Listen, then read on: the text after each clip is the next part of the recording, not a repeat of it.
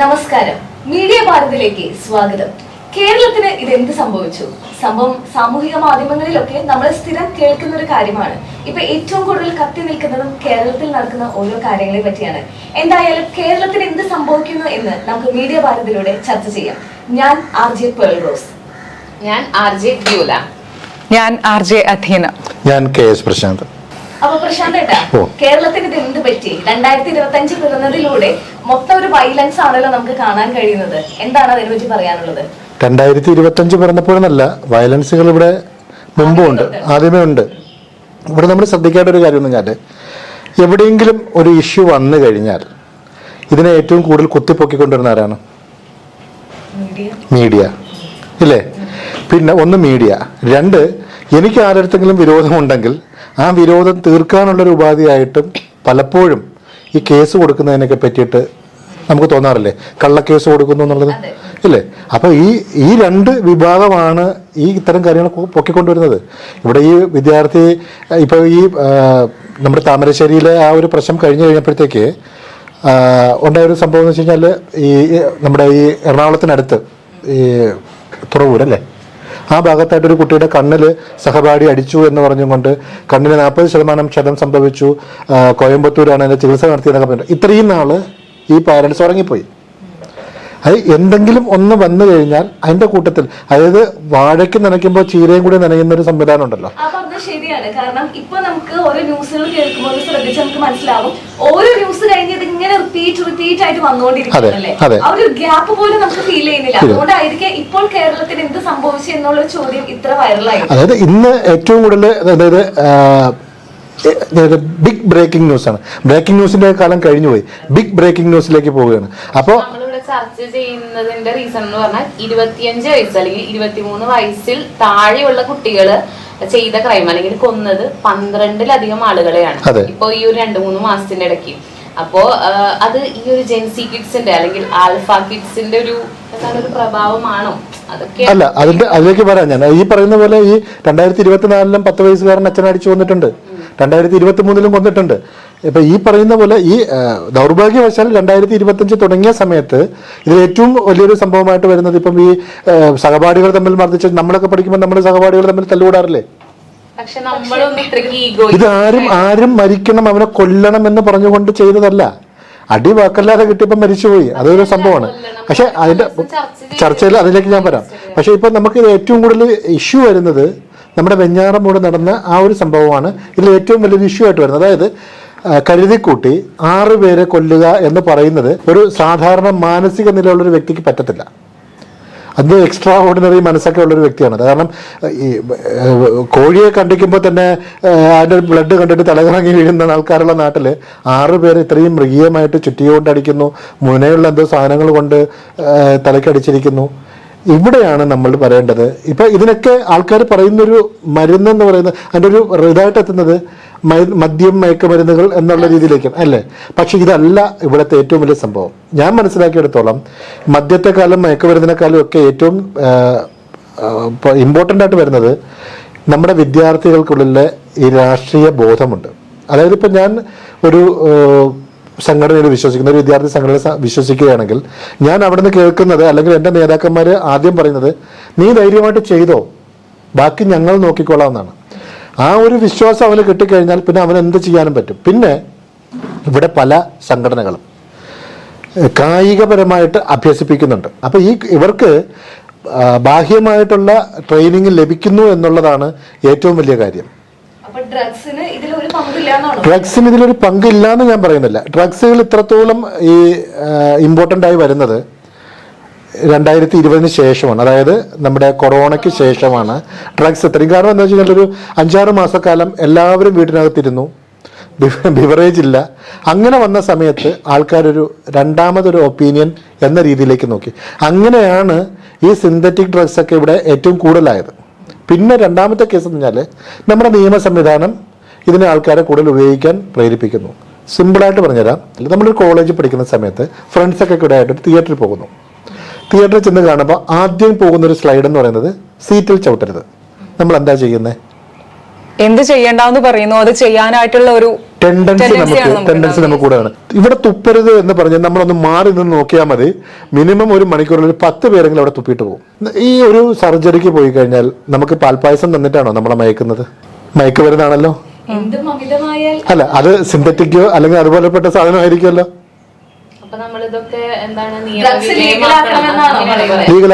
ലീഗലാക്കി കഴിഞ്ഞാൽ ഇതിന്റെ ഒരു പകുതി ഉപയോഗം കുറയും. ഇവിടെ ഇപ്പം ഏറ്റവും കൂടുതൽ ഡ്രഗ്സ് ഇപ്പം നമ്മൾ ഉപയോഗിക്കരുത് എന്ന് പറഞ്ഞു കഴിഞ്ഞാലും ഉപയോഗിക്കണമെന്ന് ആഗ്രഹമുള്ളവൻ അത് തേടി പിടിച്ചു പോകും.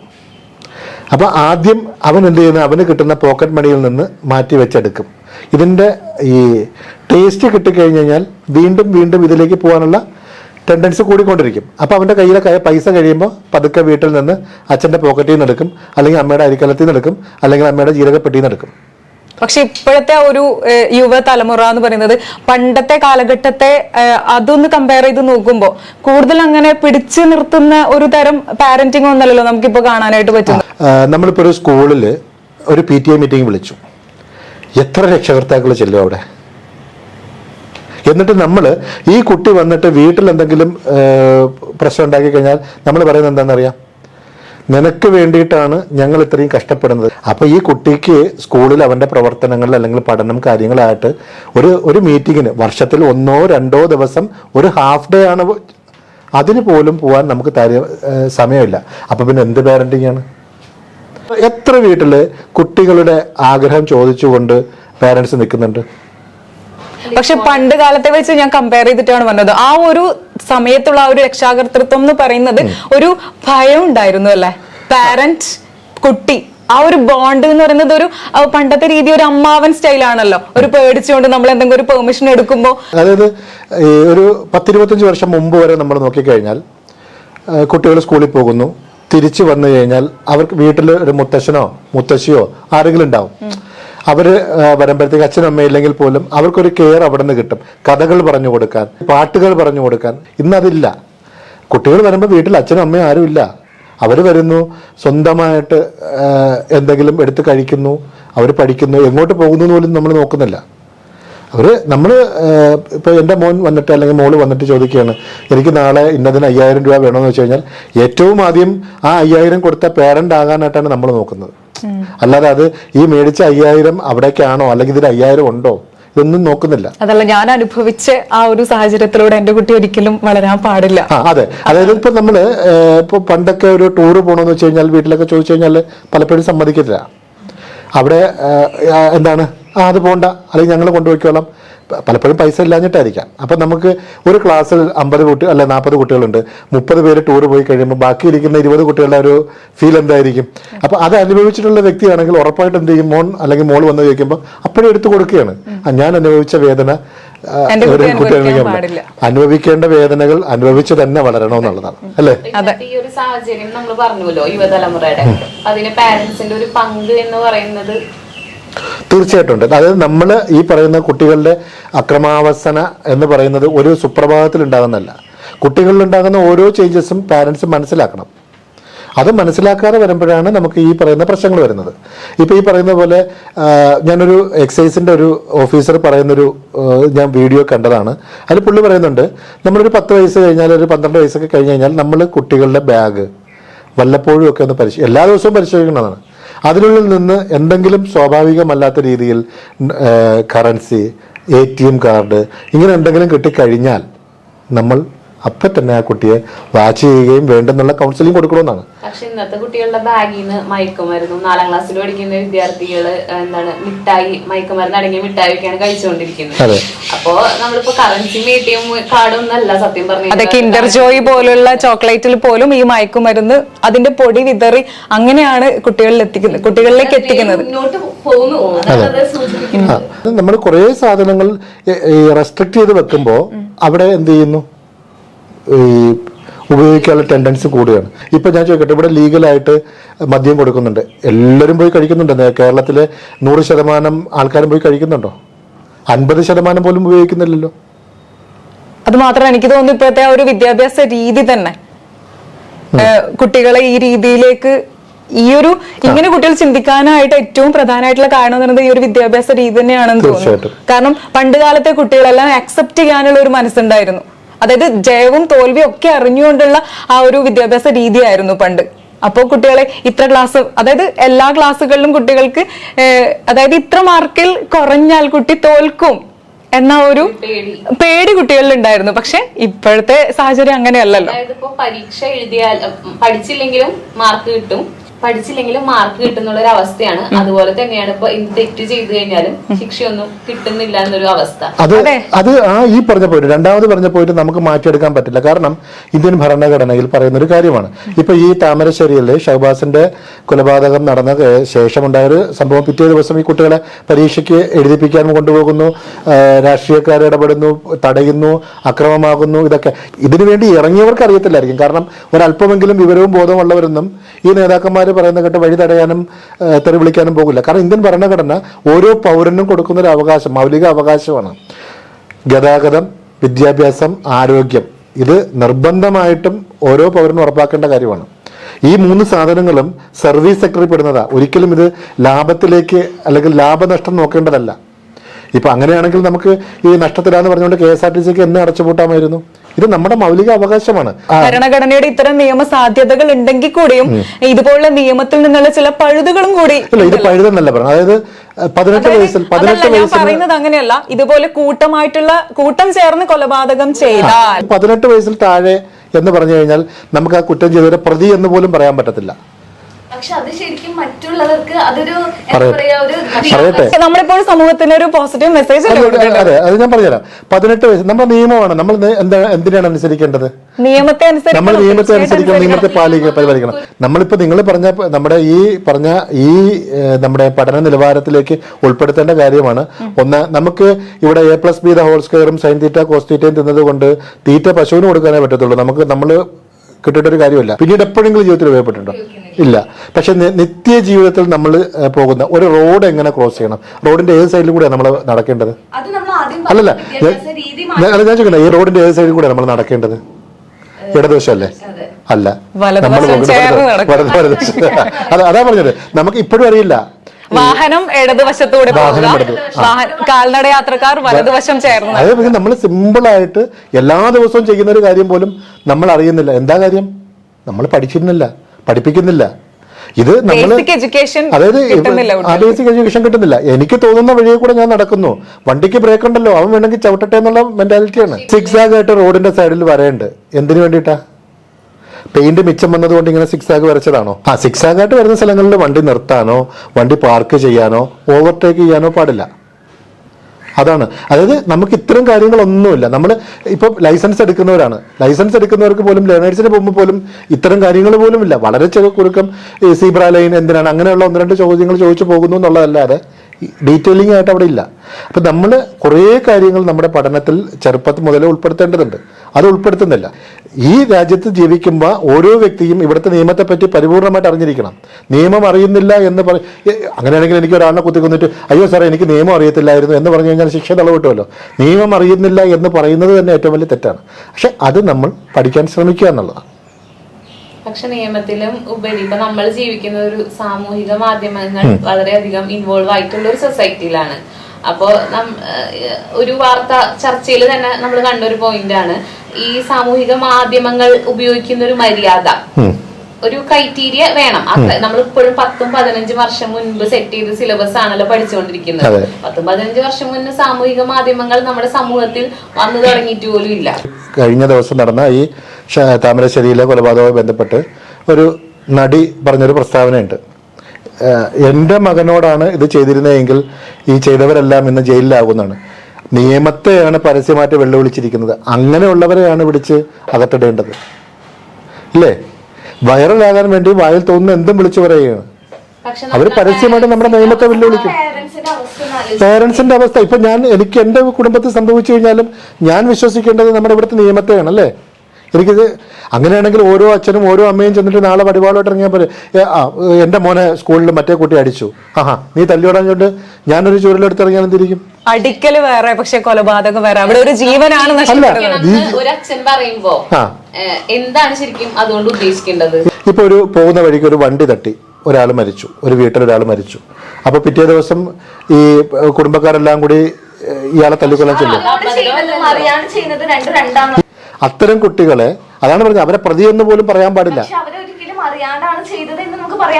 ഇനി അതുകൂടി പറഞ്ഞുതരാം. 12, 13, 14 വയസ്സുള്ള ഈ കുട്ടികൾ, അവിടെയാണ് പാരന്റ്സ് ശ്രദ്ധിക്കേണ്ടത്.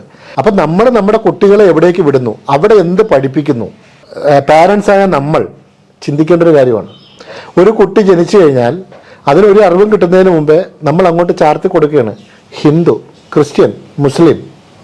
നേരെ മറിച്ച് 18 വയസ്സ്, അവൻ പ്രായപൂർത്തിയായതിനു ശേഷം അവൻ തീരുമാനിക്കട്ടെ അവൻ ഏത് മതത്തിൽ വിശ്വസിക്കണമെന്നുള്ളത്. വൈറലാകാൻ വേണ്ടിയിട്ട് നമുക്ക് എന്തും ചെയ്യാം. ഈവൻ ഒരു ജാതി പേര് പറഞ്ഞാൽ കുറ്റമാണ്, അല്ലേ? കോടതിയിൽ പോലും ചില ജാതി പേരുകൾ നമ്മൾ വിളിച്ചു കഴിഞ്ഞാൽ അത് കോടതിയിൽ പോലും കുറ്റമാണ്. എന്നെ ജാതി പറഞ്ഞ് ആക്ഷേപിച്ചു എന്ന് പറഞ്ഞാൽ അത് കുറ്റമാണ്. ആ പറയുന്ന വ്യക്തികൾ ജാതിയുടെ, ഞാൻ ഇന്ന ജാതിയാണ്, മറ്റേതാണ്, മറിച്ചതാണെന്ന് പറഞ്ഞ് പാട്ടുണ്ടാക്കിയിട്ട് ഇറക്കുമ്പോൾ അതിനാരാ? അത് കുറ്റമല്ലേ?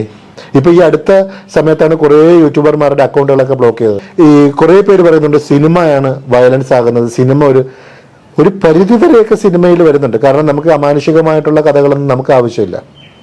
പക്ഷെ അതിൽ നിന്ന് എന്ത് പഠിക്കണം, എന്തെടുക്കണം എന്ന് നമ്മൾ ഓരോരുത്തരല്ല തീരുമാനിക്കുന്നത്. നമ്മളാണ് തീരുമാനിക്കേണ്ടത്. പക്ഷെ അങ്ങനെ ഒരു തീരുമാനം എടുക്കണമെന്നുണ്ടെങ്കിൽ ഒരു 10-22 വയസ്സെങ്കിലും കഴിയണ്ടേ? അതെ. പക്ഷെ എന്തുകൊണ്ട് ഹോളിവുഡ് ഫിലിംസ് അവിടെയുള്ള ജനങ്ങൾക്കും ഈ രീതിയിൽ ചിന്തിക്കുന്നില്ല? അവരതിനെ അക്സെപ്റ്റ് ചെയ്യുന്നു. ആരാ പറഞ്ഞാൽ ചിന്തിക്കുന്നില്ല എന്നുള്ളത്? 4ാം ക്ലാസ്സുകാരൻ ക്ലാസ്സിനുള്ളിൽ തോക്ക് കൊണ്ടുവരുന്നു, ടീച്ചറെ വെടിയിച്ചിടുന്നു, സഹപാഠികളെ വെടിയിച്ചിടുന്നു. ഇപ്പൊ എനിക്ക് തോന്നി 2025 പറഞ്ഞതിന് ശേഷമാണ് അങ്ങനത്തെ ന്യൂസ് കാണാത്തത്. മറ്റേത് ആഴ്ചയിൽ ഒരു 3 ദിവസമെങ്കിലും ഞാനത് കാണാറുണ്ട്. അമേരിക്കയിലൊക്കെ കണ്ടിട്ടില്ലേ? സഹപാഠി ക്ലാസ്സിൽ തോക്ക് കൊണ്ടുവരുന്നു, വെടിവെക്കുന്നു, 10 പേര് മരിച്ചു, 15 പേര് മരിച്ചു എന്നൊക്കെ പറഞ്ഞിട്ട്. അപ്പം അവിടെയും ഉണ്ട്. ഞാൻ കുറച്ച് മുമ്പ് നമ്മൾ സംസാരിച്ചിട്ടൊരു വിഷയത്തിൽ നിന്ന് വിട്ടുപോയായിരുന്നു. അതായത് ഈ താമരശ്ശേരിയിലെ പ്രദീപ് ചേർക്കപ്പെട്ട കുട്ടികളെ പരീക്ഷ എഴുതിപ്പിക്കാൻ പാടില്ല എന്ന് പറഞ്ഞുകൊണ്ട് സംഘർഷവും കാര്യങ്ങളൊക്കെ ഉണ്ടായിരുന്നു. അതായത് ഒരു കുട്ടി എന്നല്ല, ഇൻഡിവിജ്വൽ 18 വയസ്സിന് ശേഷം ഒരു അഡൽട്ടായിട്ട് ഒരാളാണെങ്കിൽ പോലും, ഇനി വധശിക്ഷയ്ക്ക് വിധിക്കപ്പെട്ട ഒരാളാണെങ്കിൽ പോലും അത് ഏറ്റവും അവസാനം കീഴ്ക്കോടതി വിധിച്ചു, ഹൈക്കോടതി, സുപ്രീം കോടതി, ഏറ്റവും അവസാനം പ്രസിഡന്റ് ദയാഹർജി തള്ളുന്നത് വരെയും ഈ ആളിന് നോർമൽ ലൈഫിലേക്ക് വരാനുള്ള സാധ്യത കിടക്കുകയാണ്. അവിടെ പോലും നമുക്ക് ഇപ്പോൾ രാജീവ് ഗാന്ധിയെ വധിച്ചവർക്ക് പോലും പഠിക്കാനുള്ള, ഒരു ഇന്ത്യയുടെ പ്രധാനമന്ത്രി ആയിരുന്ന വ്യക്തിയെ വധിച്ചവർക്ക് പോലും പഠിക്കാനുള്ള അവസരം കോടതി കൊടുത്തു. അത് നമ്മുടെ മൗലിക അവകാശമാണ്. പക്ഷെ അവരുടെ ഒപ്പം പരീക്ഷ എഴുതുന്ന കുട്ടികളുടെ മാനസികാവസ്ഥ, എന്ത് മാനസികാവസ്ഥ? അവർ പരീക്ഷ എഴുതിയിരിക്കുന്നത് ജുവനൈൽ ഹോമിലാണ്. പക്ഷെ ഇവിടെ ആരും ശ്രദ്ധിക്കപ്പെടാത്ത ഒരു കാര്യമുണ്ട്. എന്താണെന്ന് വെച്ചാൽ അവിടെ പൊലിഞ്ഞത് ഒരു ജീവനാ. ആ കുട്ടിക്ക് ഇതേ മൗലികാവകാശം ഉണ്ടായിരുന്നു. അതിന് എന്താണെന്ന് ചെയ്യേണ്ടത്? നിയമത്തിന്റെ വഴിക്ക് വിടുക. ഒരാളെ കുത്തിക്കൊന്നു എന്ന് പറഞ്ഞുകൊണ്ട് ആ പറയുന്ന വ്യക്തികളെ അവർക്ക് യാതൊരു നിയമസാധ്യതയില്ല. അങ്ങനെയാണെങ്കിൽ ഷൂട്ടഡ് സൈറ്റ് എന്ന നിയമത്തിലേക്ക് നമ്മൾ വരേണ്ടി വരും. നീ ചെയ്തോ, വെടിവെച്ച് കൊല്ലുക.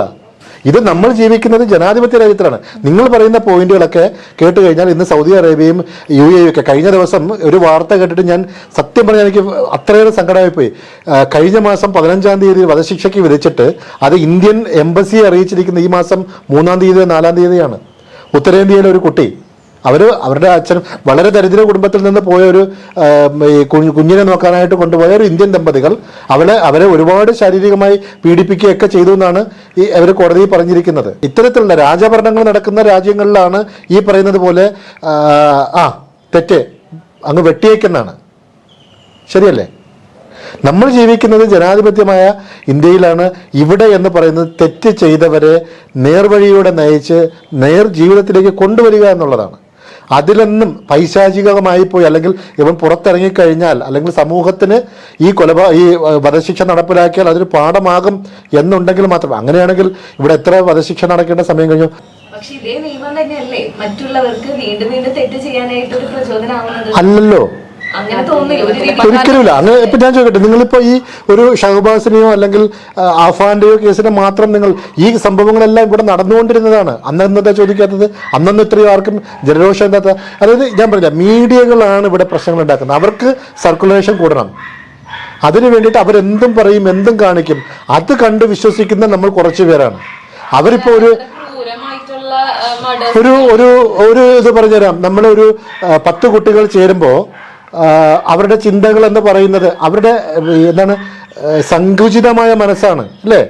അവർക്ക് കിട്ടിയിരിക്കുന്ന വിവരങ്ങൾ എന്ന് പറഞ്ഞാൽ അവർ കണ്ട സിനിമയോ അല്ലെങ്കിൽ വായിച്ചിട്ടുള്ള ഒരു നോവലോ ഇതൊക്കെയാണ് അവരുടേത്. അവര് സംഭവിച്ചിരിക്കുന്നത് ഒരു കയ്യബദ്ധമല്ല, അത് ആസൂത്രിതമായ ഒരു കൊലപാതകമാണ്. ആസൂത്രിതമായ കൊലപാതകം എന്ന് ഞാൻ പറയുന്നില്ല, സംഘം ചേർന്നുള്ള മർദ്ദനമായിരുന്നു. ആ മർദ്ദനത്തിൽ ജീവൻ പോയി എന്നുള്ളതേ ഉള്ളൂ. കാരണം ഒരിക്കലും അവരെ കൊല്ലണമെന്ന് പറഞ്ഞിട്ടല്ല. ഒരാളിന് നമുക്കൊരു ദേഷ്യം വരുമ്പോൾ നമ്മൾ വെല്ലുവിളിക്കാറില്ലേ, ഇതിനെ ഞാൻ കൊന്നിരിക്കുമ്പോഴാ മറ്റേതാ മറിച്ചതുകൊണ്ട്. ഒരിക്കലും അവരൊരു കുട്ടികൾ എന്ന രീതിക്ക് കണക്കാക്കാൻ പാടില്ല. തീർച്ചയായിട്ടും. കാരണം പേരിപ്പോ പറഞ്ഞുകൊണ്ടിരിക്കുന്നത് നമ്മുടെ നിയമത്തിന് അഗൈൻസ്റ്റ് ആണ്. അതായത് തീർച്ചയായിട്ടും എല്ലാവരും പറയുന്നത് നിയമത്തിന് അഗൈൻസ്റ്റ് ആയിട്ട് തന്നെയാണ് പറഞ്ഞത്. അല്ല, ഞാൻ പറഞ്ഞത് 18 വയസ്സിൽ താഴെയാണെങ്കിൽ നമ്മുടെ എന്താണ് ഏക ജഡ്ജിയുള്ള നമ്മുടെ മജിസ്ട്രേറ്റ് കോടതിയിൽ പോലും അവരെ ഹാജരാക്കില്ല. അവർക്ക് FIR ഇല്ല. അത്രയേറെ സങ്കീർണമായ കേസാണെങ്കിൽ മാത്രമേ FIR ഉള്ളൂ. അത് 16 വയസ്സിൽ താഴെയാണെങ്കിൽ, 16 വയസ്സിന് മുകളിലാണെങ്കിൽ ആ ജുവനൈൽ ജസ്റ്റിസ് ബോർഡ് കൂടിയിട്ട് ഇത് മേൽക്കോടതിയിലേക്ക് വിടണം എന്ന് തോന്നിയാൽ മാത്രം ആ കേസുകൾ വിടുള്ളൂ. അതായത് ഇവിടെ ഡൽഹിയിലൊരു പെൺകുട്ടിയുടെ കേസുണ്ടായിരുന്നല്ലോ, അത്തരം കേസുകളിൽ പറഞ്ഞ 16-17 വയസ്സായ കുട്ടിയൊക്കെ പ്രായപൂർത്തിയായ വ്യക്തി എന്ന് പരിഗണിച്ചുകൊണ്ട് അതോടുകൂടിയായിരുന്നു അവിടുന്ന് ആ ഒരു വ്യത്യാസം വന്നു തുടങ്ങിയത് അല്ലേ? അപ്പൊ ഈ പറയുന്ന 14-15 വയസ്സുള്ള ബുദ്ധി ഉറക്കാത്ത പ്രായത്തിൽ കുട്ടികൾ എന്തെല്ലാം പറയും? അപ്പൊ ഈ ബുദ്ധി ഉറക്കാത്ത പ്രായത്തിൽ കുട്ടികൾക്ക് എന്തും ചെയ്യാം അല്ല, അതിലേക്ക് വരരുത്.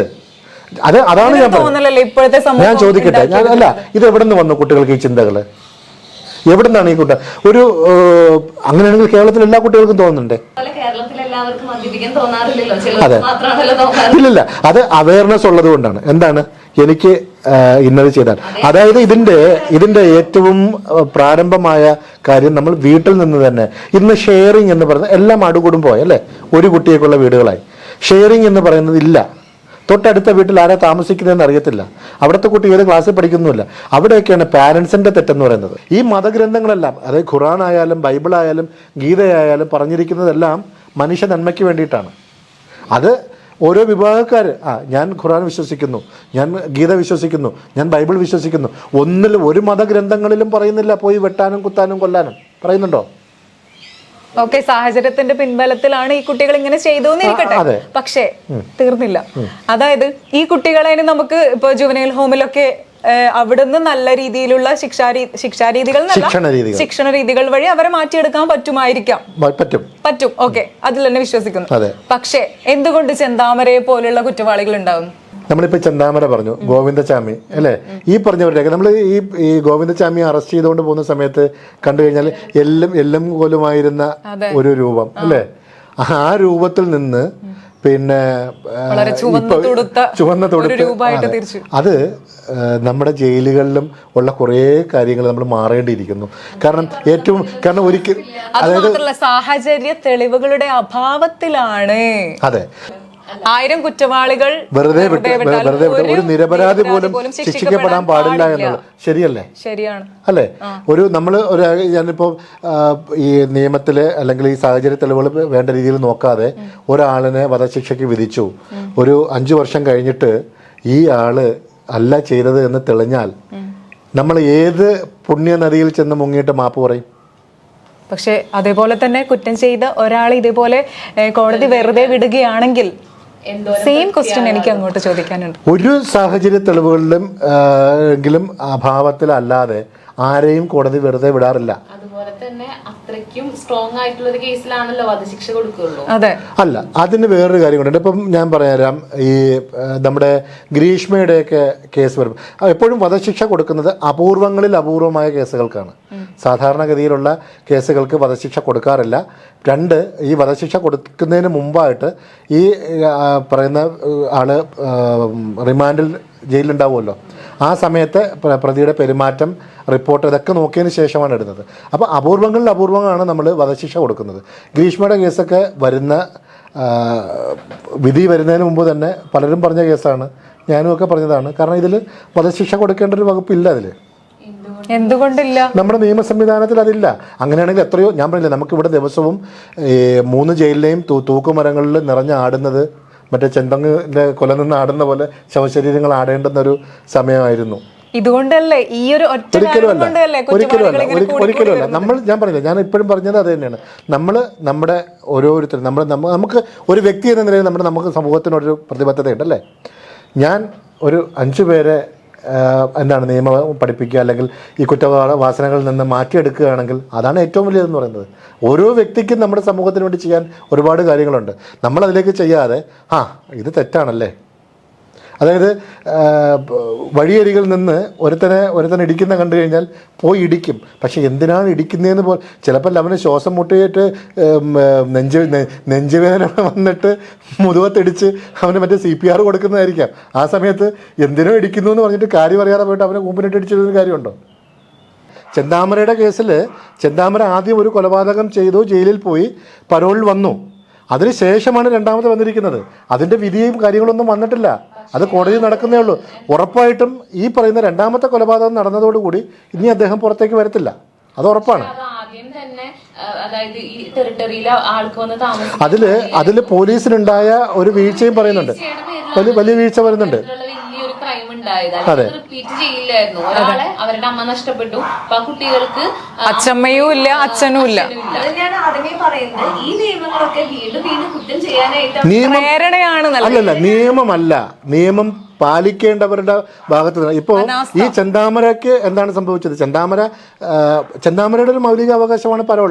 ഇത്ര വർഷം കഴിഞ്ഞു കഴിഞ്ഞാൽ പരോൾ, അതായത് ജയിലിൽ നല്ല നടപ്പാണെങ്കിൽ ആ ആളിന് ഇത് കൊടുക്കണം, പരോൾ കൊടുക്കണം. പറഞ്ഞോട്ടെ. ഇപ്പോൾ ഈ ചെന്താമര ജയിലിൽ മറ്റ് പ്രശ്നങ്ങളൊന്നും ഉണ്ടാകാതിരുന്നത് കൊണ്ടാണ് അദ്ദേഹത്തിൻ്റെ തടവിൻ്റെ അത്രയും ആയപ്പോഴത്തേക്ക് 30 ദിവസവും 45 ദിവസമൊക്കെ പരോൾ കൊടുക്കുന്നത്. പരോൾ കൊടുത്തു, അല്ല അത് കഴിഞ്ഞിട്ടില്ല. രണ്ടാമത് അതിനേക്കാളും വലിയൊരു അലിഗേഷൻ ഞാൻ പറഞ്ഞുതരാം. ഇദ്ദേഹം പുറത്തെത്തി ഭീഷണിപ്പെടുത്തിയിട്ട് ഈ കുട്ടിയുടെ അവർ ചെന്നിട്ട് കംപ്ലൈൻറ്റ് കൊടുത്തിട്ട് പോലീസ് അത് ശ്രദ്ധിക്കാതിരുന്നതാണ് അനാസ്ഥ എന്ന് പറയുന്നത്. അതായത് നിയമത്തിലല്ല പഴുതുകളുള്ളത്, അത് പരിപാലിക്കേണ്ട വ്യക്തികൾ കാണിക്കുന്ന. ഞാൻ ചോദിക്കട്ടെ, ഇവിടെ ഈ പറഞ്ഞ പോലെ നേരത്തെ നിങ്ങൾ പറഞ്ഞു ഈ മയക്കുമരുന്നുകൾ ഏറ്റവും കൂടുതൽ എത്തുന്നത് റെയിൽവേ സ്റ്റേഷനും ബസ് സ്റ്റാൻഡും ഈ എയർപോർട്ടും പരിശോധിച്ച് കഴിഞ്ഞാൽ കിട്ടാവുന്ന സാധനമല്ലേ ഉള്ളൂ. ഒന്നും വേണ്ട, ഈ പോകുന്നതിനിടയ്ക്ക് ബസ് ഒന്ന് തടഞ്ഞു നിർത്തിയിട്ട് ഒരു 5 മിനിറ്റ് മതി, ഒരു 10 പോലീസുകാർ കയറി നോക്കിക്കഴിഞ്ഞാൽ തീരാവുന്ന പ്രശ്നമല്ലേ ഉള്ളൂ. എത്രയോ നമുക്ക് കുറയ്ക്കാം. ഇത് ചെക്കിംഗ് ഇല്ലല്ലോ. നമുക്കിപ്പോൾ ഇവിടെ വേണ്ടത് എന്താണ്? ഹെൽമറ്റും സീറ്റ് ബെൽറ്റും. കാരണം ഏറ്റവും വലിയ ക്രൈം എന്ന് പറഞ്ഞാൽ അതാണ്. ഹെൽമെറ്റ് ഇല്ലെങ്കിൽ ഏറ്റവും വലിയ ക്രൈമാണ്, സീറ്റ് ബെൽറ്റ് ഇല്ലെങ്കിൽ. അതായത് നിയമത്തിൻ്റെ പ്രശ്നമല്ല, നിയമം പാലിക്കേണ്ടവർ കാണിക്കുന്ന വിട്ടുവീഴ്ചകളും ഈ അനാസ്ഥയൊക്കെയാണ് വരുന്നത് പ്രശ്നം. നമ്മൾ നിയമം എന്താണെന്നും എന്തൊക്കെ ചെയ്യണമെന്നും എന്തൊക്കെ ചെയ്യാൻ പാടില്ല എന്നും നമ്മൾ തന്നെ സ്വയം ഒരു വിശകലനം ചെയ്യുക. നമ്മുടെ താഴെയുള്ളവരെ നമ്മൾ പറഞ്ഞ് മനസ്സിലാക്കി. ഞാനൊരു ചോദ്യം ചോദിക്കാം. ഇപ്പോ പ്രശാന്ത് ഏട്ടൻ തന്നെ പറഞ്ഞു അവർക്കൊരു ബോധവൽക്കരണമാണ് നൽകേണ്ടത്, ഒരു കുറ്റവാളി എന്ന രീതിയിൽ അവരെ വീണ്ടും വീണ്ടും പഴി ചാരാതെ, അല്ലെ? അങ്ങനെയല്ലേ പറഞ്ഞത്? പക്ഷെ ഇതിപ്പോ പ്രശാന്ത് ഏട്ടന്റെ സ്വന്തം കുടുംബത്തിലാണ് ഇതേപോലുള്ള ഒരു അവസ്ഥ സംഭവിച്ചതെങ്കിൽ പ്രശാന്ത് ഏട്ടൻ അവരെ ബോധവൽക്കരണ ക്ലാസ് എടുത്തു കൊടുത്തു. ഓക്കെ, ഇങ്ങനെ ചെയ്യാൻ പാടില്ല ആ രീതിയിലാണോ? അല്ല, ഞാൻ ബോധവൽക്കരണത്തിന് ഞാൻ പോകില്ല. പക്ഷേ നമ്മുടെ നിയമം എന്താണോ പറയുന്നത് അതിനപ്പുറം ഞാൻ ചെയ്യത്തില്ല. പരിപൂർണ്ണ വിശ്വാസമുള്ള ഒരു വ്യക്തിയാണ് ഞാൻ. ഞാൻ ചോദിക്കട്ടെ, അതായത് ഒരു തെറ്റ് ചെയ്തവൻ അതിൽ നിന്നൊക്കെ മോചിതനായി നാളെ ചെയ്തു പോയ തെറ്റിനെ പ്രായശ്ചിത്തം ചെയ്ത് അല്ലെങ്കിൽ മനസ്സിലോർത്ത് വിഷമിച്ച് നടക്കുന്നതാണ് ഏറ്റവും വലിയ ശിക്ഷ എന്ന് പറയുന്നത്. മനസ്സിലായില്ലേ? പക്ഷേ അവർക്ക് നഷ്ടപ്പെടാനുള്ളത് ഒരു കുടുംബത്തിന് നഷ്ടപ്പെട്ടിട്ട് പ്രായശ്ചിത്തം അനുഭവിച്ച്. ഞാൻ ചോദിക്കട്ടെ, ഈ കുട്ടികളെ തൂക്കിക്കൊന്നു കഴിഞ്ഞാൽ അവരുടെ മോനെ കിട്ടുമോ? നമ്മൾ വെറും കുട്ടികളുടെ കാര്യം മാത്രമല്ല ചോദിക്കട്ടെ, ഇപ്പൊ ചെന്താമരയെ തൂക്കിക്കൊന്നു. സാമൂഹിക ഒരു ഇത്രയ്ക്ക് ഉപദ്രവകാരിയായ ഒരാളെ നമ്മൾ വീണ്ടും വെച്ച് പൊറിപ്പിക്കുന്നത് അത് തീരുമാനിക്കേണ്ടത് കോടതിയാണ്. ഈ ആളിനെ പുറത്തു വിടണോ? അതിന് നമ്മുടെ ഇവിടെ നിയമമുണ്ട്. നമ്മൾ ഒരിക്കലും നിയമത്തെ വെല്ലുവിളിക്കാൻ നമ്മൾ ആയിട്ടില്ല. ഇതേപോലുള്ള കൗൺസിലിങ്ങുകൾ ചെന്താമരയ്ക്കും അവിടുന്ന് കിട്ടിയിട്ടുണ്ടാവുമല്ലോ, ജയിലിൽ നിന്ന് കിട്ടിയിട്ടുണ്ടാവും. ഇല്ല, ഇപ്പൊ സാധാരണഗതിയിൽ ഒരു ശിക്ഷ വിധിക്കപ്പെട്ടു പോകുന്ന ഒരാളിന് ഈ 18 വയസ്സിന് മേലുള്ളവർക്ക് അങ്ങനെ കൗൺസിലിംഗ് ഒന്നും കൊടുക്കാറില്ല. അങ്ങനെ കൗൺസിലിംഗ് ഒന്നുമില്ല. അവരവിടെ പോകുന്നു, അവിടുത്തെ സാഹചര്യവുമായിട്ട് ജീവിച്ചു പോകുന്നു. അതിനിടയിൽ ഇവരുടെ സ്വഭാവത്തിലുണ്ടാകുന്ന മാറ്റങ്ങളാണ് ജയിൽ വാർഡന്മാരൊക്കെ നിരീക്ഷിച്ചുകൊണ്ട് സൂപ്രണ്ടിന് റിപ്പോർട്ട് ചെയ്യുകയും ആ റിപ്പോർട്ടുകളുടെ വെളിച്ചത്തിലാണ് പരോളിൻ്റെ കാലാവധി ആകുമ്പോഴത്തേക്ക് പരോൾ അനുവദിക്കണോ വേണ്ടയോ എന്നുള്ളത്. ചെന്നാമര നല്ലൊരു മികച്ച നടനായിരുന്നു. പുള്ളി പക ഉള്ളിൽ വെച്ചുകൊണ്ട് നിയമങ്ങളെ എന്താ പറയാ ചലഞ്ച് ചെയ്യുക, വെല്ലുവിളിക്കുക ഒന്നും ചെയ്യുന്നില്ല. പക്ഷേ നിയമങ്ങളിൽ ചിലത് മാറ്റേണ്ടതാണ്. അത് മാറ്റേണ്ട സമയത്ത് തന്നെ അത് മാറ്റണം. ഭരണഘടന ഇങ്ങനെ പറഞ്ഞു എന്ന് പറഞ്ഞ് നമ്മൾ അതിൽ മാത്രം അടിയുറച്ച് നിന്നിട്ട് കാര്യമില്ല. അതെ, അതിനനുസരിച്ച് മാറ്റി എഴുതപ്പെടേണ്ടവ എഴുതപ്പെടുക തന്നെ ചെയ്യണം.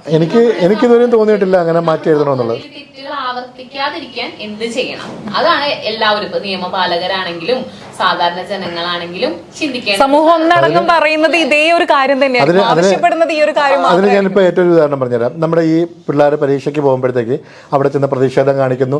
അവരെ തടയാനായിട്ട് 150 പോലീസുകാർ ഇറങ്ങി നിൽക്കുന്നു, തടയുന്നു, കൊണ്ടുപോകുന്നു, കേസ് ചാർജ് ചെയ്യുന്നു, കോടതിയിൽ. അല്ല, പറയുന്നത് കേൾക്കട്ടെ. അതാ ഞാൻ പറഞ്ഞത്. ഇല്ല, അവര് ഉണ്ട്. നിയമത്തെ വെല്ലുവിളിക്കാനുള്ള അവകാശം ഇല്ല കേട്ടോ. നിയമത്തിൽ വ്യക്തമായിട്ട് പറഞ്ഞിട്ടുണ്ട് ഇത് അവരുടെ മൗലിക അവകാശമാണ്, അവർക്ക് പരീക്ഷ എഴുതാനുള്ളത് കൊടുക്കണം. നേരെ മറിച്ച് ഇത് കൊടുത്തില്ല എങ്കിൽ, പരീക്ഷ എഴുതാൻ ഇത് അനുവദിച്ചില്ല എങ്കിൽ നാളെ ഈ കുട്ടികൾ തിരിച്ച് കേസ് കൊടുത്താൽ എന്തായിരിക്കും? സർക്കാരിനെതിരെയാണ് പോകുന്നത്. അപ്പോൾ നിയമത്തിൽ പറഞ്ഞിട്ടുള്ള കാര്യമാണ് അവിടെ ചെയ്തത്.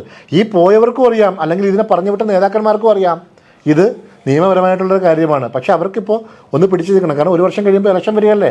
അപ്പോൾ ഇതിലൊക്കെ ഇത് തെളിഞ്ഞു വരണമെങ്കിൽ ചോട്ടാ നേതാക്കന്മാർക്ക് അവിടെയാണ് അതാണ് പോയിന്റ്. എല്ലാ വിദ്യാർത്ഥി പ്രസ്ഥാനങ്ങളിലുമാണ് തിരുത്തലുകൾ വരേണ്ടത്. അതായത് വിദ്യാർത്ഥി പ്രസ്ഥാനങ്ങളെ ഇന്ന് നിയന്ത്രിക്കുന്നത് പ്രമുഖ രാഷ്ട്രീയ പാർട്ടികളാണ്. അതിൽ നിന്ന് മാറണം. അതായത് ഒരു സ്കൂളിനകത്ത് ഈ വിദ്യാർത്ഥി രാഷ്ട്രീയം എന്ന് പറഞ്ഞാൽ സ്കൂൾ പാർലമെൻ്ററി സംവിധാനമാണ്. വിദ്യാർത്ഥികളെ അല്ല, ഞാൻ പറഞ്ഞത് വിദ്യാർത്ഥി പ്രസ്ഥാനങ്ങൾക്ക് പ്രതികരിക്കാനുള്ളൊരു ഇത്. പിന്നെ എന്തിനാണ് നമ്മൾ ഈ വിദ്യാർത്ഥി പ്രസ്ഥാനങ്ങൾ അല്ലെങ്കിൽ അങ്ങനെ ഒരു എന്താ പറയാ ഒരു സ്ഥാപിത വ്യവസ്ഥിതി ഉള്ളത്? അവർക്ക് ഈ വിദ്യാർത്ഥി പ്രസ്ഥാനങ്ങളിലാണ് തിരുത്തലുകൾ വരുത്തേണ്ടത്. കാരണം അവിടെയാണ്, അതായത് എൻ്റെ കൂടെ 10 പേര് നിൽക്കണമെന്നുണ്ടെങ്കിൽ ഈ നിൽക്കുന്ന 10 പേർക്ക് തോന്നണം, ഇദ്ദേഹത്തിൻ്റെ കൂടെ നിന്നാൽ ഞങ്ങൾക്ക് ഇന്നത് കിട്ടും, ഇന്ന ഉപയോഗങ്ങളുണ്ട്. ആ തോന്നലുകൾ ഉണ്ടാകുന്നുണ്ട്. അതായത് രാഷ്ട്രീയ കക്ഷികളുടെ, രാഷ്ട്രീയ പാർട്ടികളുടെ അമിതമായ സ്വാധീനം ഈ വിദ്യാർത്ഥി രാഷ്ട്രീയങ്ങളിൽ ഉണ്ടാകുന്നുണ്ട്. ഏത് രാഷ്ട്രീയമാണെങ്കിലും, ഞാൻ പേരെടുത്ത് പറയുന്നില്ല, ഇടതായാലും വലതായാലും മിഡിലായാലും സെൻറ്റർ ആയാലും ഒക്കെ ഈ പറയുന്ന സ്വാധീനം ഉണ്ടാകുന്നുണ്ട്. അവിടെയാണ് നമ്മൾ നിയന്ത്രിക്കേണ്ടത്. ഒരു സ്കൂളിലെ അല്ലെങ്കിൽ ഒരു കോളേജിലെ പ്രശ്നങ്ങളുമായി ബന്ധപ്പെട്ട് അവിടുത്തെ കുട്ടികൾക്കൊരു യൂണിയൻ അല്ലേ. അതുപോലെ തന്നെ ഈ രാവിലെ കുട്ടികൾ ക്ലാസ്സിനകത്തേക്ക് കയറി കഴിഞ്ഞാൽ ഗേറ്റ് പൂട്ടുക, വൈകിട്ട് പാരൻസ് വരുമ്പോൾ വിടുക. ഈ ലോക്കൽസിനെ എപ്പോഴും ഇതിനകത്തേക്ക് കയറ്റി വിടുന്നതാണ് ഇവിടുത്തെ ഏറ്റവും വലിയ പ്രശ്നം. എന്തെങ്കിലും ഒന്ന് പറഞ്ഞു കഴിഞ്ഞാൽ പിറ്റേ ദിവസം കൊടി പിടിക്കുക, ബസ് തല്ലി തകർക്കുക, അത്തരം സംവിധാനങ്ങളാണ് മാറ്റേണ്ടത്.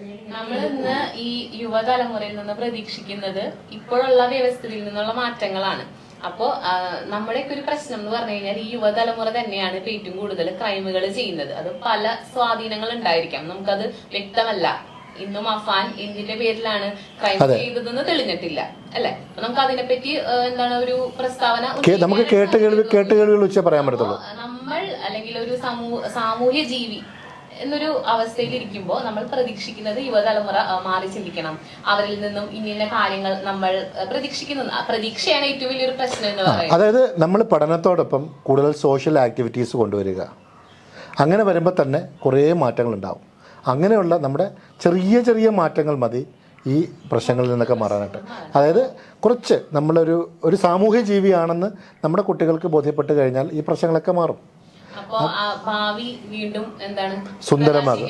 അതെ, ഭാവി പ്രകാശപൂരിതമാക്കാൻ വേണ്ടിയിട്ട് അതിനായുള്ള മാറ്റങ്ങൾ എവിടെ നിന്ന് സ്റ്റാർട്ട് ചെയ്യണം? നമ്മളിൽ നിന്ന് തന്നെ തുടങ്ങുക എന്നുള്ളതാണ് പറയുന്നത്. നമ്മളൊന്ന് മാറിക്കഴിഞ്ഞാൽ തന്നെ അത്രയും മാറിയില്ലേ. അപ്പൊ നമ്മൾ മാറ്റങ്ങൾ പ്രതീക്ഷിക്കുകയാണ്. അപ്പൊ നമ്മുടെ കമന്റ് ബോക്സിലും ഈ മാറ്റങ്ങൾ പ്രതിഫലിക്കണമെന്ന് ആത്മാർത്ഥമായിട്ട്. അപ്പൊ ഇന്നത്തെ ചൂടേറിയ ചർച്ചകൾ അവസാനിക്കുന്നില്ല. വീണ്ടും ഇതുപോലെ നല്ല ചൂടേറിയ വസ്തുതാപരമായിട്ടുള്ള, വസ്തുനിഷ്ഠമായിട്ടുള്ള, സത്യസന്ധമായിട്ടുള്ള ചർച്ചകളുമായിട്ട് വീണ്ടും മീഡിയ ഭാരതിലൂടെ കാണാം.